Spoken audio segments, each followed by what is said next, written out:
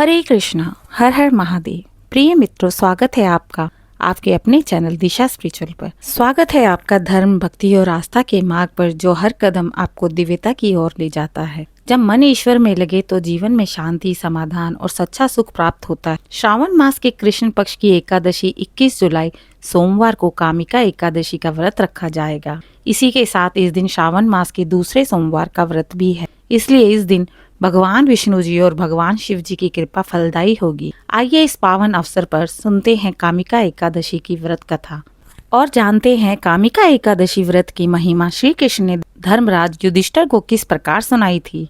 कुंती पुत्र धर्मराज युधिष्ठिर श्री कृष्ण से कहते हैं, भगवान आषाढ़ शुक्ल देवशयनी एकादशी तथा चातुर्मास्य महात्म्य मैंने भली प्रकार से सुना है और जाना है। अब कृपा करके श्रावण मास के कृष्ण पक्ष की एकादशी का नाम बताएं और इस व्रत के बारे में विस्तार में समझाएं। कृष्ण कहते हैं, हे कुंती पुत्र युधिष्ठिर, जो व्यक्ति श्रद्धा पूर्वक कामिका एकादशी का व्रत करता है वह समस्त पापों से मुक्त होकर विष्णु लोक को प्राप्त करता है।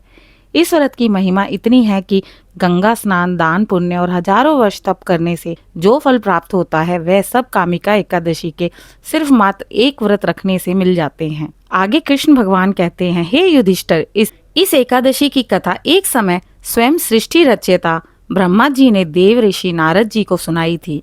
वही कथा मैं तुम्हें विस्तार में बताता हूँ।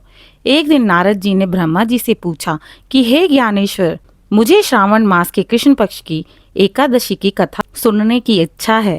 उस एकादशी का नाम मुझे बताइए, इस व्रत को रखने की विधि बताइए और इसका महात्म्य क्या है। कृपया करके मुझे और इस सृष्टि को यह बताइए।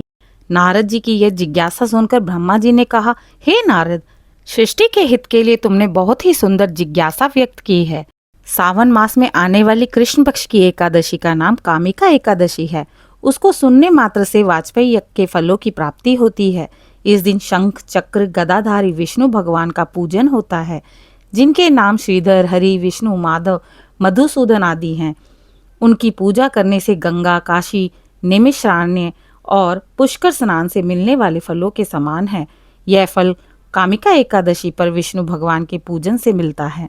जो फल सूर्य, चंद्र ग्रहण और काशी में स्नान करने से, समुद्र, गोदावरी और गंडकी नदी में स्नान करने से प्राप्त होता है, तुम्हें भगवान विष्णु के पूजन से मिल जाता है। जो व्यक्ति श्रावण मास में भगवान विष्णु का पूजन करते हैं, इसी कारण देवता, गंधर्व और सूर्य आदि सब पूजित हो जाते हैं। हर मनुष्य को कामिका एकादशी का व्रत और भगवान विष्णु का पूजन करना चाहिए। संसार रूपी अपनी भाग दौड़ में फंसे मनुष्य के लिए इस एकादशी का व्रत और भगवान विष्णु का पूजन अत्यंत फलदायी है।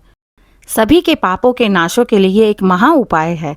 हे नारद मुनि, स्वयं श्री हरि ने कहा है कि कामिका व्रत से मनुष्य जीव योनि को प्राप्त नहीं होता।